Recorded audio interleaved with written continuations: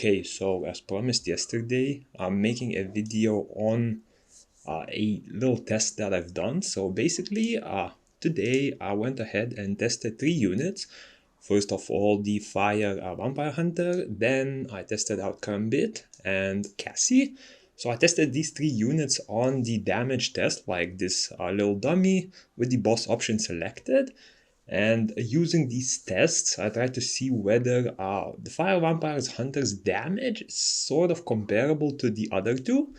So I've did a few tests. So mainly the test consisted of Galleon's defense break and attack buff, so both at level 1. And for some tests I also had Caiross buffs, so attack speed level 2 and crit rate level 2. So just sort of try to compare damage and the way the tests were done. So I've done a 70-second damage test, and the reason for 70 seconds is because the Vampire Hunter takes 15 seconds to charge and then he uses Rage Mode for 20 seconds. So I wanted to cycle that 2 times. So in total, that's 70 seconds of doing damage. And the conditions here, a level 1 defense break and level 1 attack buff. I made sure that all of the debuffs landed, and in case where the debuffs didn't land, I just restarted the run.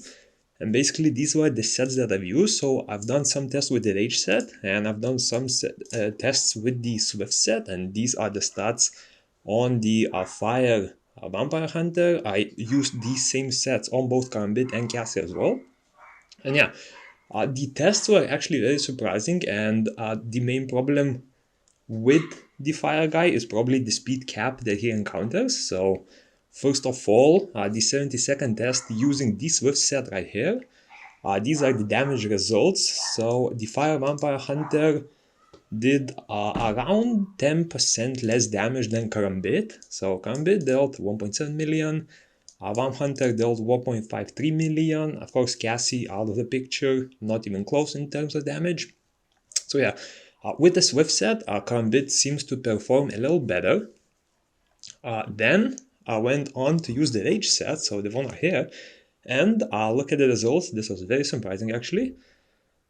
The Fire Vampire Hunter outdamaged Karambit, and I think the reason for that is because there seems to be a speed cap, so attack speed cap of around 300, as I saw someone in the comments mentioned as well.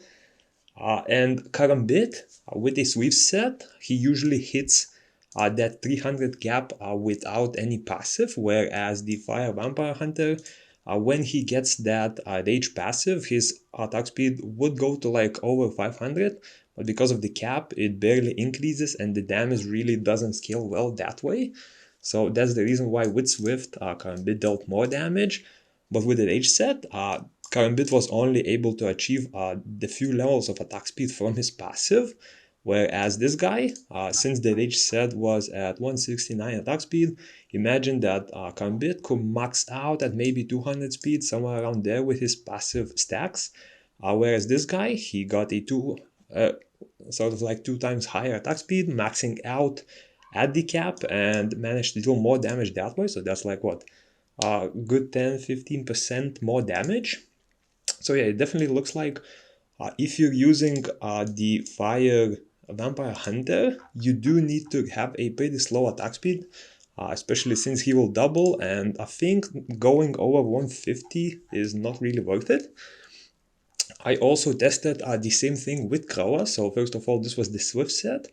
And in here, as you can see, Karambit got an even bigger lead. This is like close to 15% lead over the Fire Vampire Hunter. And the same thing with the Rage set. So I did the Rage set Caiross.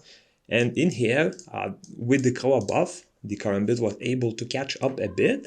And the damage was pretty much the same. So if you plan on building him, keep in mind that you shouldn't go too hard on the attack speed because he buffs it with the passive and you don't want to go over the cap. For Karambit, of course, Swift sets perform better, but if you're running a Rage set, the Fire Vampire Hunter's damage will be higher. And of course, the last test I did is actually melee. So instead of going, instead of letting the Fire Vampire Hunter hit for wherever he wants, this time I went with the whistle option. and made sure that whenever the vampire hunter backed out to shoot from range, I would bring him back to melee range, because in melee he is able to stack those defense breaks and allow for more damage. And as you can see, if we compare, what is it, Rage Set Crowa, so Rage Set and Crowa with him doing damage wherever, the damage was equal, but if you're hitting with the vampire hunter from melee, he will actually outdamage Karambit by quite a bit. So yeah, I hope this sheds some information. Oh, also, I did one small test. I tried to do this, I did it yesterday, so I brought him into Expedition Level 4. The team was Galleon, Bulldozer, and either the Fire Vamp Hunter or Karambit. I did 18 runs, and I really didn't notice much difference in terms of clear speed. As you can see, on average, Rosario did around 24-second clears, and with Karambit it was 24 for size, so this could be just a little margin of error. I'm not really seeing much different there. But yeah, hope you enjoyed the test, and I hope it sheds some light on that.